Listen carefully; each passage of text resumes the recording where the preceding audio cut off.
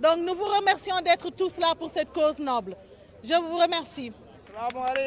Salam alaikum.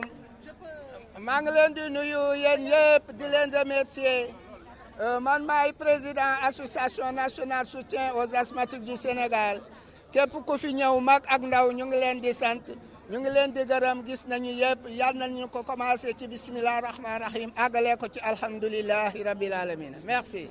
jërë ngeen jëf ci teewaay bi man maa ngi tudd Ablaye Diagne maa ngi représenté madame le ministre professeur Awa Marie Coll Seck ministre de la santé et de l'action sociale empêché ba pare man tam vice-président la au comité national de promotion de sport pour tous ñu ngi rafetlu jataay bi ndaxte lii day wane ne les sportifs dañu ñëw pour jàppale santé bi sport njëriñam du dem rek compétition njëriñam mooy defar sa yaram aar sa yaram bu amee tamit gàllankoor ak les médecins ñu seet naka lañ koy saafara comité national promotion sport pour tous ak le service de pneumologie de l'hôpital Fann ñu ngi leen di gërëm di leen sant di leen ñaan nag pour parcours bi dañ ko xaaj ñaari xaaj dañuy ànd ñun ñëpp ñu jël suñu càmmoñ dem ba lycée Seydou Nourou Tall jël Bourguiba bi bu ñu demee ba 2 fois station Oil Libya bi xale yi dañuy tourner à droite mag ñi daal di continuer après ñu daje piscine olympique xaarante ñëw fii terminé laata loolu monsieur Kambé day diriger étirement bi kon na ngeen suivre Kambé allez-y. Para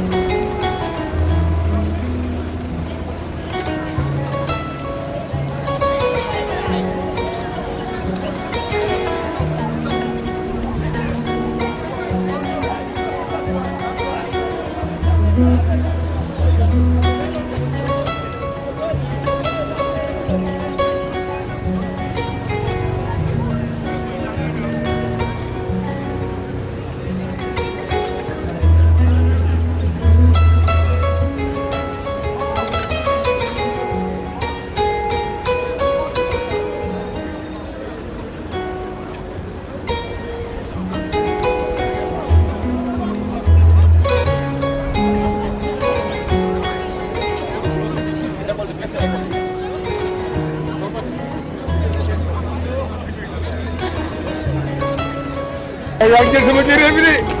non non non oui oui oui.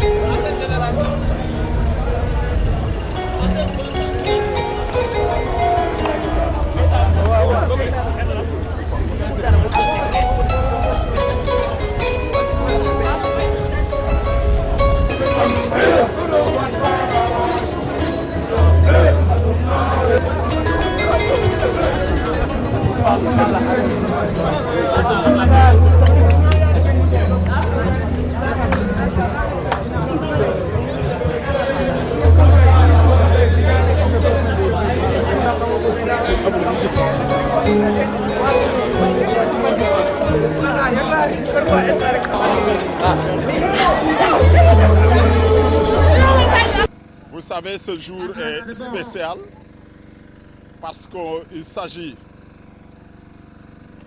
de rendre hommage donc aux malades de l'asthme qui, de par leurs actions combinées, ne veulent pas vraiment être immobiles. C'est pour cette raison qu'ils ont contacté le Comité national de promotion de sport pour tous, où je suis en même temps vice-président, pour organiser cette marche. Et comme vous l'avez vu, il y a pratiquement toutes les couches sociales et les tranches d'âge réunies pour symboliser donc les populations sénégalaises. Alors cette marche revêt donc pour nous un caractère très important, ce qu'a souligné Madame le ministre, pour encourager l'initiative et pousser aussi les dirigeants, les acteurs de la santé à aller vers les populations et donc à communiquer avec elles, et à partir de là, donc créer des espaces de rencontre dynamiques et fonctionnels, tels que la marche qui se trouve aujourd'hui là. Et à partir de cette marche, on va aussi créer d'autres activités pour ne pas vraiment faire des actions, comme on dit, ponctuelles. Il va y avoir des actions continues qu'on va faire ensemble pour que tous les malades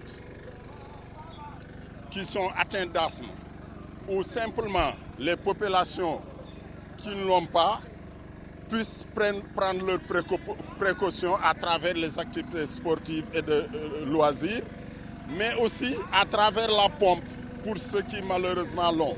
Se munir de la pompe, c'est le thème de cette année. Alors il faut qu'on arrive à sensibiliser les populations pour avoir cette information. Et surtout, chez les enfants, ne pas attendre que les cas vraiment s'aggravent pour aller voir le médecin. Il faut le faire à temps. Merci beaucoup. waa ci olof jërëjëf man Ablaye Diagne laa tudd maa ngi teewal fii professeur Awa Marie Coll Seck mi nga xam ne moo jiite ministère de la santé ak action sociale moom nag lii yàgg na ci dox yàgg na ci jëf dafa ñëw pour dooleel professeur Nafi Touré ak équipe am bi nga xam ne ñoom ñoo jël initiative bi ak association pour le soutien des malades asthmatiques ñi nga xam ne dañu am feebar boobu dañuy wane ne waruñu toog di xaar docteur bi dafa am lu ko jiitu li ko jiitu mooy aar sa yaram maanaam di def sport wala nga jékki-jékki daal di dem gis docteur bi mu xool sa yaram daal di ne lii ak lii nga war a def ren nag dañu jël te mu pompe bi képp ko am asthme war na gànnaayoo pompe bi ndaxte day bette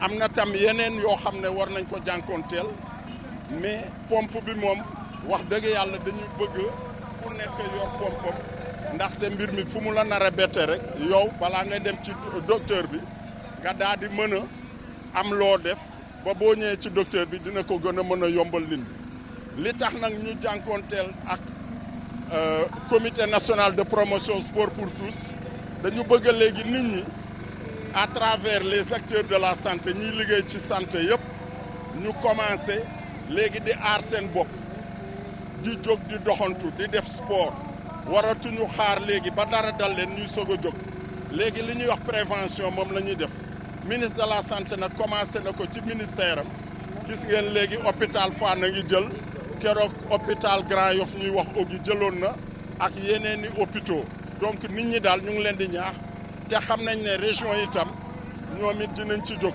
moo tax ñun comité national sport pour tous nga xam ne askan wi moo ñu fi tax a jóg ñu daal di ci ànd jàppale leen ngir ñu jóg nii nga gisee nii tey ñi ñëw di def marche bi am na ci ay xale ki gën a ndaw mu ngi am juróom-benn at mais am na ci ay mag am nañ koo xam ne dem na ba am juróom-ñaar fukki at ak juróom ñoom ñëpp ñu ngi def sport kon nag kenn warul bàyyi sa bopp ngay góor wala jigéen wala mag wala ndaw jërë ngeen jëf. C'est bon pour l'asthmatique parce que vraiment man depuis may def randonnée jusqu'à présent vraiment maa ngi ci jàmm maa ngi am jàmm parce que dama daan am crise tout le temps mais dommage que ba may commencé marche ba léegi macha allah waaw damay sant yàlla. tous les asthmatiques def comme ñun ba pare tous les asthmatiques ñu def ay association yoo xam ne au niveau de seen base tous les asthmatiques ñu am au niveau de seen base ay cellules yu ñuy monter comme ça ñu xeex tamit jàngoro bi parce que garab yi dafa cher vraiment tey jii boo demee hôpital des fois ñu bindal la garab yoo xam ne 30 000 la ak 20 000 pour les radios c'est plus cher am na ci ñoo xam ne amuñu ko comme ñun banlieue bi ñu dëkk poussière bi dafa bari gasoil bi yëpp te asthmatique yi foofu la gën a ëppee aussi moo tax ñun ñuy xeex lii pour daal ñu wàññil ñu garab yi jàppale ñu ci garab yi vraiment maa ngi interpellé ministère de la santé surtout avec le président de la république sama mbokk malade asthme yi li ma leen di recommandé moo toujours bu leen affaire bi sonnalee nañ dem hôpital bu ñu xaar ba mu sonnal leen torop ñuy dem hôpital nañu dem hôpital faju ñu bindal leen garab ñu leen di defal traitement te traitement bu ñu leen di defal chaque kii rendez-vous nañ ko respecté de grâce ñuy dem parce que am na ñoo xam ne dañuy toog ba seen kër seen pompe jeex seen lépp jeex affaire yi attaqué leen mun nañ ci jëlee musiba mais bu ñu toppee traitement bi yàlla daf leen di defal à vie moom du wér moom mais day yàlla da leen di defal ñuy gën a jëm ci kanam rek. léegi nag ci crise brutale lan moo ci gën a gaaw pour soins primaires ci asthmatique. lan moo ci gën a garaaw. waaw lan moo ci gën a gaaw pour boo amee crise loo ci li ko gën a gaaw mooy pompe bi man de toute façon pompe bi toujours na nekk ci sa sac foo munta nekk man saa yu may dem sama pompe mu ngi fi sama nébuliseur mu ngi ci biir saa yu ma amee crise ci biir oto damay sëgg ci suuf def ma jóg ma nekk à l'aise parce que mooy comme masque bi ñu lay defal à l'hôpital seulement. Ok, merci beaucoup.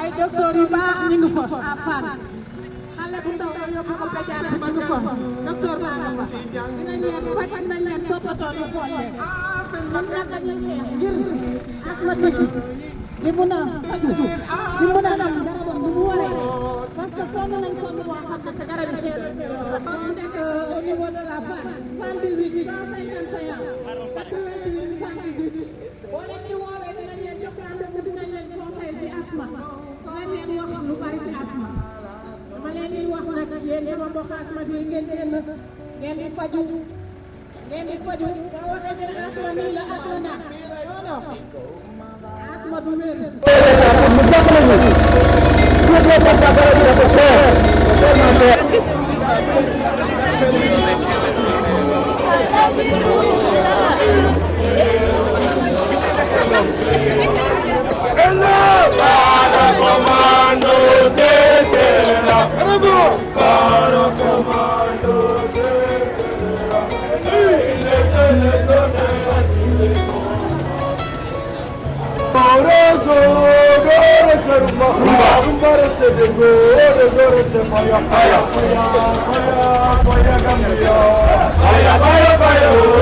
Complètement, ñu serré complètement à gauche.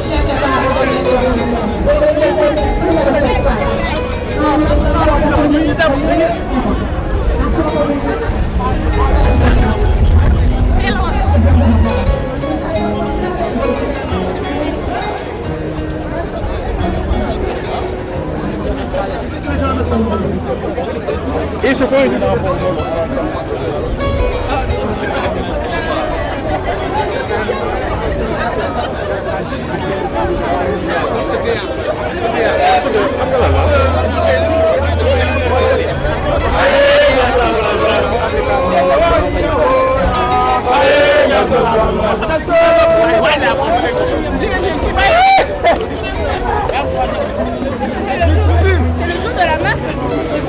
Yes, vous n'êtes pas au courant.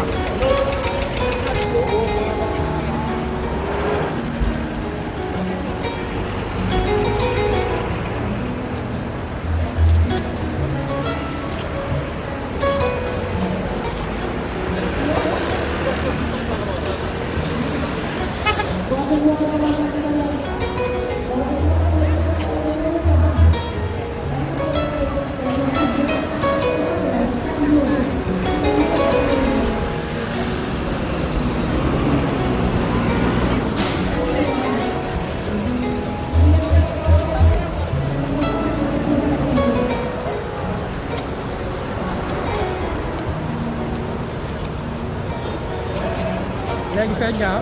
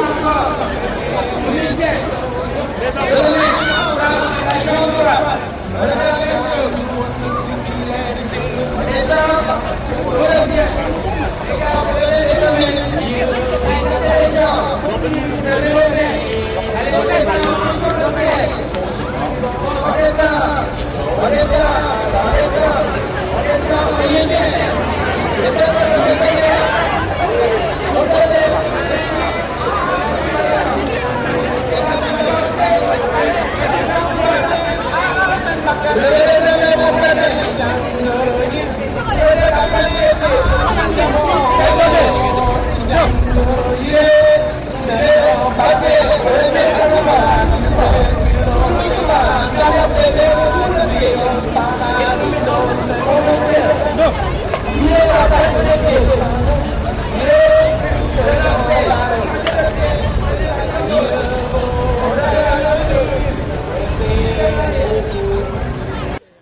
c'était pour pour comprendre à la population de Dakar que nous célébrons la journée internationale de l'asthme. Alors cette journée est célébrée à travers tout le monde. Ici au Sénégal, nous les asthmatiques, en relation avec le ministère de la Santé, les laboratoires GSK, la gendarmerie, la police, les médias, nous célébrons cette journée comme à l'instar des autres nations. Ah, nous avons mobilisé vous-même, vous avez vu, nous avons au minimum 500 personnes, si je ne me trompe pas. Ils sont tous des asthmatiques? Ah non, ce sont des sympathisants, il y a des asthmatiques, il y a des parents des asthmatiques, et il y a des sympathisants, et il y a même la presse qui est vous-même. Comment vous vivez actuellement la maladie? La maladie asthmatique, c'est une maladie qui ne se guérit pas, mais qu'on gère. Alors, on est asthmatique à vie, mais cela ne veut pas dire qu'alors on est condamné à mourir. Non, on est asthmatique. Les asthmatiques sont comme toutes les autres personnes. Il suffit de savoir qu'on est asthmatique, gérer sa maladie et vivre normalement son asthme. Jamais sans ma pompe est le slogan que vous avez lancé. Alors voilà, jamais sans ma pompe. Alors on a dit jamais sans ma pompe parce que vous savez, l'asthmatique souvent, alors il est agité à des crises d'asthme. Alors il peut en cours de route être tombé, avoir une crise d'asthme. Alors s'il n'a pas sa pompe, alors il peut avoir des difficultés pour respirer. Alors donc on a dit jamais sans ma pompe. Qu'il soit homme ou femme, toujours il faut avoir une pompe dans sa poche ou dans son sac. Une fois qu'on est en crise d'asthmatique, alors tu aspires ta pompe, tu es soulagé. Est-ce une façon d'attirer l'attention sur la prise en charge de cette maladie? Oui, une façon, mais ce n'est pas suffisant. Alors ça, c'est de la prévention. C'est de la prévention pour ne pas avoir une crise d'asthme. Est-ce que vous pouvez revenir sur les difficultés que les asthmatiques? Ah oui, les asthmatiques du Sénégal rencontrent beaucoup de problèmes, comme les autres. Vous savez, tu ne peux pas trouver dans une famille, dans une entreprise, partout, il y a des asthmatiques. Et les asthmatiques sont très nombreux. Malheureusement, alors l'importance qu'on devait attacher à la maladie asthme, alors cette importance-là fait défaut. Donc nous, en tant qu'association, alors nous nous battrons alors pour que les asthmatiques puissent avoir leur place comme tous les autres malades. Et du côté de la prise en charge particulière, les médicaments sont-ils disponibles? Les médicaments sont disponibles, mais sont chers. Tout le monde n'a pas le prix pour acheter un médicament. Quel appel lancez-vous aux autorités de la santé? Pour qu'ils nous viennent en aide, subventionner les médicaments de l'asthme à l'instar des autres maladies comme la tuberculose.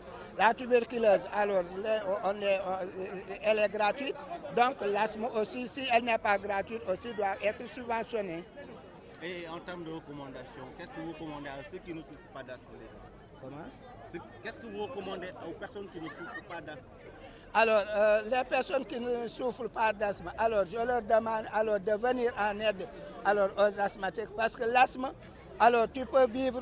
Moi, par exemple, je prends mon cas. Alors, j'ai commencé à avoir une crise d'asthme à l'âge de 40 ans. Alors, donc, l'asthme, même à 70 ans, à 100 ans, on peut même avoir une crise d'asthme. Donc, alors, c'est une maladie qui doit être soutenue par tout le monde. Alors, nous lançons un cri d'alarme à demander à tout le monde, les autorités administratives, les médias, les bonnes volontés, les parents, tout le monde qui viennent participer, adhérer massivement à l'association nationale soutien des asthmatiques du Sénégal. C'est une journée internationale de l'asthme là. dañ koy célébrer comme ni ñu koy célébrer ci àdduna bi yëpp.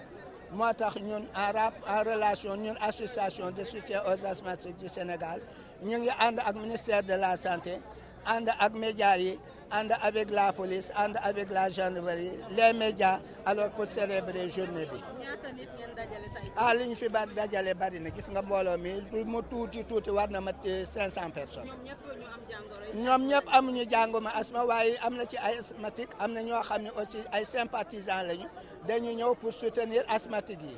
da ngeen a dox lu tolloog waxtu genn wàll ban message exactement ngeen doon lancé? Alors c'est pour faire connaître dañu doon wax pour nit ñi xam ni alors tey journée mondiale de l'asthme la ñuy célébrer pour que nit ñi attirer seen attention ci ne asthme alors feebar la comme feebar yi ci di des ñëpp boo ko amee da ngay koy gérer dund ak sa asthme na mu nekkee quoi. du ma dem mukk ak sama pompe moom mooy slogan bi ngeen jël. waaw du ma dem mukk ak sama pompe moo di xam nga asthmatique toujours crise d'asthme dafay bette man nga jóge fii dugg ci car rapide jékki-jékki rek am crise bu fekkente ni jamono boobu yoruloo woon sa pompe bala ngay dem hôpital mbaa bala ngay dem ci district sanitaire bi man nga am foofu ay difficulté mais bu fekkente ni tout de suite rek déjà am nga crise bi nga daal di yëg ni am nga crise bi nga daal di jël sa pompe génne sa pompe bi daal di koy jël rek alors daf lay daal di soulager ci saa si. kon wàllu prise en charge ngeen di attirer attention. surtout que alors gouvernement bi autorité administrative ñuy jàppale asthmatique yi kooku nag yemul rek ci gouvernement bi mais war nañu aussi les bonnes volontés entreprises yi les médias tout le monde ñu ñëw jàppale asthmatique yi.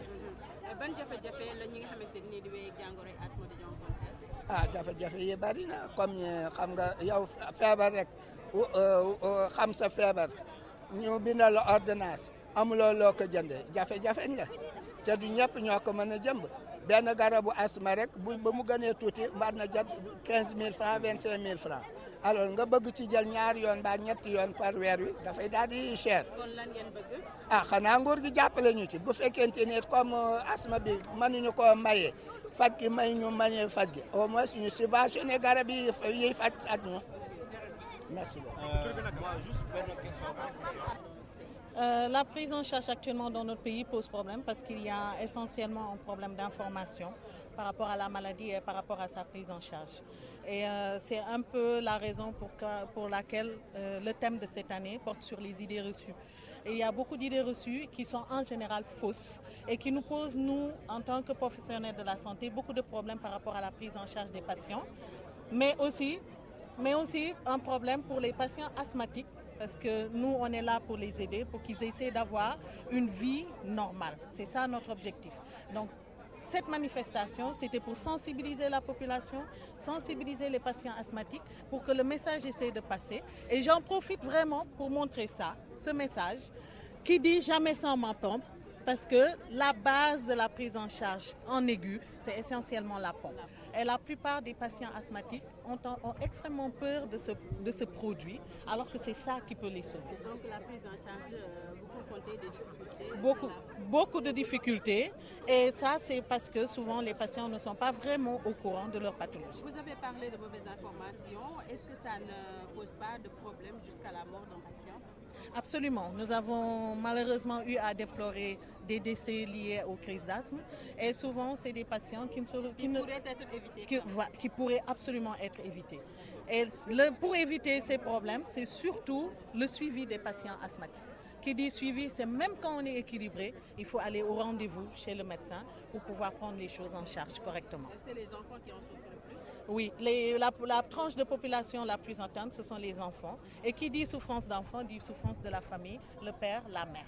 Donc nous sommes très contents aujourd'hui d'avoir eu toute cette mobilisation avec un accompagnement de tout le monde. Vraiment, tout le monde s'est mobilisé. L'Association nationale des asthmatiques. Nous avons M. Mansournian de la Ligue sénégalaise contre le cancer qui nous a énormément épaulés. Nous avons la promotion sortante des étudiants en médecine de 2015 qui est venue en force également nous épauler pour faire passer le plus de messages possible.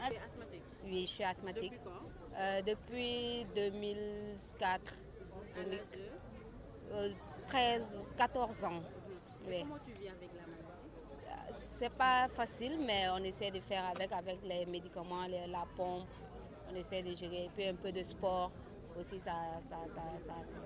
Et comment tu vis concrètement? Quelles sont les difficultés que tu rencontres?